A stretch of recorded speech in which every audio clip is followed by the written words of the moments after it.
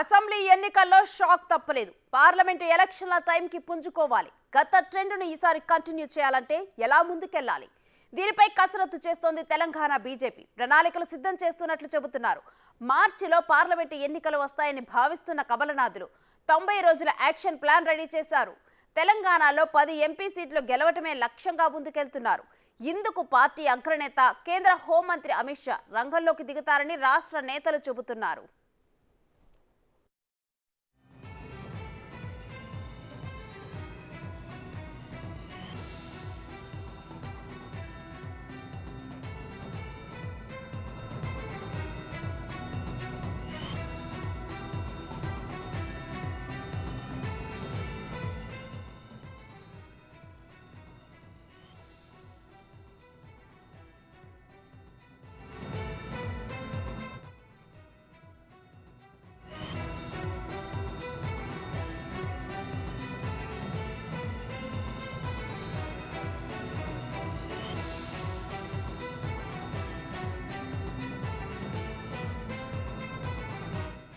Assembly ఎన్నికల్లో ఎక్కడ తప్పు జరిగిందో విశ్లేషణ చేసుకుంటున్నారు బీజేపీ నాయకులు.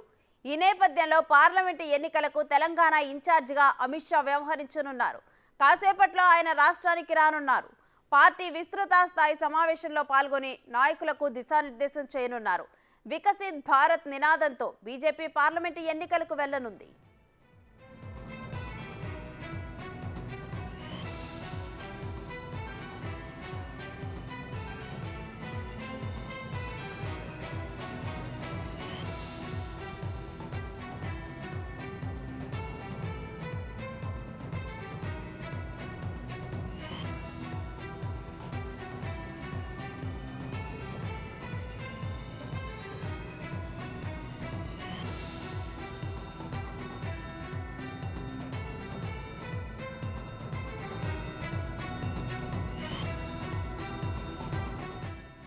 ఇదే విషయానికి సంబంధించి కంప్లీట్ డీటెయిల్స్ మా ప్రతినిధి వెంకట్ లైవ్ లో అందిస్తారు. వెంకట్, వికసిత్ భారత్ నినాదంతో ముందుకెళ్తున్న బీజేపీ పార్లమెంట్ ఎన్నికల గురించి డీటెయిల్స్ ఏంటి? పార్లమెంట్ ఎన్నికలకు బీజేపీ సమాయత్తమవుతుంది. వికసిత్ భారత్ పేరుతో పార్లమెంట్ ఎన్నికలకు ముందుకు వెళ్తున్నటువంటి పరిస్థితి కనిపిస్తుంది. గత ఎన్నికల్లో జరిగినటువంటి అనుభవాలు నెమరు వేసుకుంటూ ఈసారి పక్క ప్రణాళికలతో ఉన్నటువంటి దాదాపు 17 స్థానాలకు మిగతా పార్టీల కంటే భిన్నంగా అత్యధికంగా స్థానాలు కైవసం చేసుకునేందుకే బీజేపీ ప్రక్క ప్రణాళిక రచించుకుంటుంది. దానికి సంబంధించి ఇవాళ రాష్ట్ర స్థాయి విస్తృత స్థాయి సమావేశం కూడా ఏర్పాటు చేసుకుంది. ముఖ్య అతిథిగా అమిత్ షా రాబోతున్నారు. మరికొద్ది సేపట్లో ఆయన శంషాబాద్ ఎయిర్పోర్ట్ చేరుకుంటారు. అక్కడ నుంచి నేరుగా భాగ్యలక్ష్మి టెంపుల్ చార్మినార్ దగ్గరికి వెళ్తారు. అక్కడ దర్శనం అనంతరం నేరుగా ఇటు రాష్ట్ర విస్తృత స్థాయి సమావేశానికి హాజరవుతారు. కొంగరకాలంలో ఫంక్షన్ హాల్లో ఈ సమావేశాన్ని నిర్వహిస్తున్నారు. దీనికి సంబంధించి మనతో పాటు ఎల్ఐడి మహేశ్వర్ రెడ్డి నిర్మల్ ఎమ్మెల్యే ఉన్నారు. సార్ చెప్పండి, ఏ అంశాల మీద ప్రధానంగా చర్చించే అవకాశం ఉంది ఈ రాష్ట్ర స్థాయి విస్తృత సమావేశంలో? రెగ్యులర్గా జరిగేటువంటి సమీక్ష సమావేశమే. అన్ని మండల పార్టీ అధ్యక్షులు, జిల్లా నాయకులు మరియు రాష్ట్ర నాయకులు అందరూ కలిసి ఈరోజు అమిత్ షా గారు వస్తున్న సందర్భంగా ఈ సమీక్ష సమావేశం చేసుకోవడం జరుగుతూ ఉంది. మొన్న అసెంబ్లీ ఎన్నికల తర్వాత రేపు రాబోయే పార్లమెంట్ ఎన్నికల ముందు జరిగేటువంటి సమీక్ష సమావేశంలో మరి రేపు ఏ రకంగా మనము అత్యధిక సీట్లు తెలంగాణ రాష్ట్రంలో గెలవాలనే అంశం మీద కూడా సమీక్ష జరిగే అవకాశం ఉంది. ఖచ్చితంగా ఈ రాష్ట్రంలో రేపు పార్లమెంట్ ఎన్నికల్లో 12 సీట్లు మేము ఖచ్చితంగా గెలవబోతున్నాం తెలియజేస్తా ఉన్నాను. ప్రజలు మా వైపు చూస్తూ ఉన్నారు.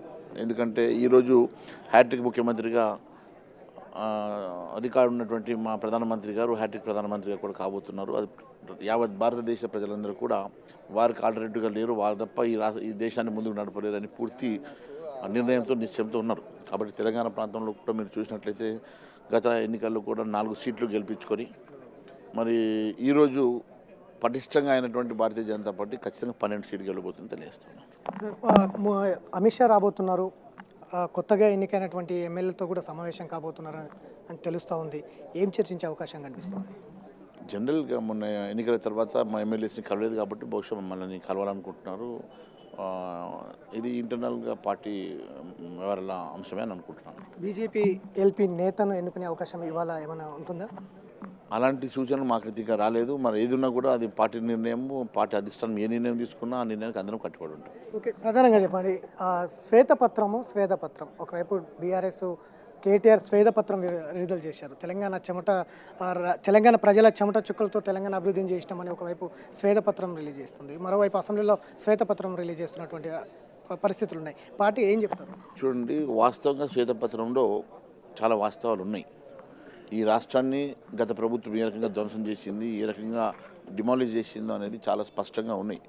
దాదాపుగా 7 లక్షల కోట్ల రూపాయలు ఈ రాష్ట్రానికి అప్పుల కుప్పగా మార్చి ఈ రాష్ట్రంలో ఉన్నటువంటి ఆస్తులంతా కూడా భూములు అమ్ముకొని ఈ రాష్ట్రంలో అప్పు చేసి పప్పు కూడా తిన్నట్టుగా ఎక్కడ కూడా ఆస్తులు క్రియేట్ చేయకుండా ఉన్నటువంటి బడ్జెట్ని పూర్తిగా ఖర్చు పెట్టేసి, అప్పులు తీసుకొచ్చి ఖర్చు పెట్టేసి సాధించింది ఏమీ లేదు. కేవలం ప్రజల్ని మభ్యపెట్టేసి కాంట్రాక్టర్ జేబులు నింపినట్టుగా అవపడుతూ ఉన్నది. ఇవన్నీ కూడా రేపు రాబోయే రోజుల్లో మరి ఈ ప్రభుత్వం వచ్చిన తర్వాత ఏ రకమైనటువంటి జ్యుడిషియల్ కమిటీ వేస్తుంది, ఏ రకంగా నిజ నిర్ధారణ కమిటీ వేసేసి వాస్తవాలు బయటకు తీస్తుందో అప్పుడు ఇవన్నీ బయటకు వస్తాయి.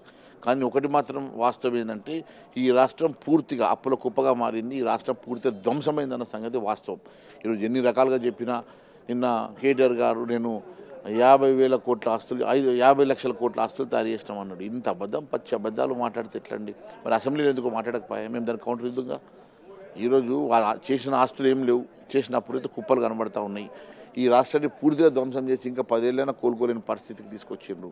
ఒక ఉద్యోగం ఇవ్వలేకపోయిండు, ఉపాధి ఇవ్వలేకపోయిండు, నిరుద్యోగులకు నిరుద్యోగ వృత్తి ఇవ్వలేకపోయిండు. మరి ఈ ప్రభుత్వం కూడా చాలా హామీలు ఇచ్చింది. మరి ఎంతవరకు ఈ హామీలు నెరవేరుస్తుందో కూడా చూడాల్సిన అవసరం ఉంది. పార్లమెంట్ ఎన్నికలకు ప్రధానంగా 12 స్థానాలు కైవసం చేసుకుంటామని చెప్తున్నారు. గతంలో అసెంబ్లీ ఎన్నికల్లో మీరు ఆశించినన్ని స్థానాలు రాకపోయినప్పటికీ ఓట్ల శాతం పెరిగిండొచ్చు, ఎక్కువ 8 సీట్లు వచ్చిండొచ్చు. ఈసారి last time notification last time కూడా అభ్యర్థులు ప్రకటించలేనటువంటి పరిస్థితి ఉంది. ఈసారి ఎట్లా వెళ్తున్నారు ముందుకు?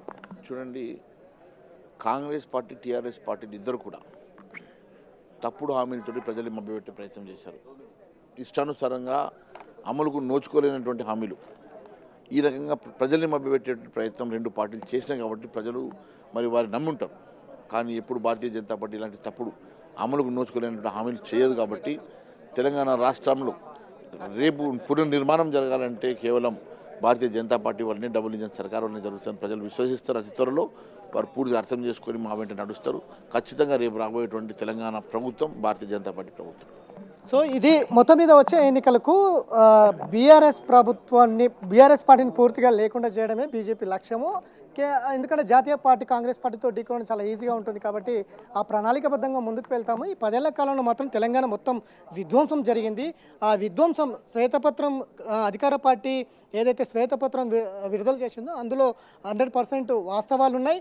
అందులో 10 ఏళ్ల కాలంలో తెలంగాణ మొత్తం కూడా ధ్వంసమైంది.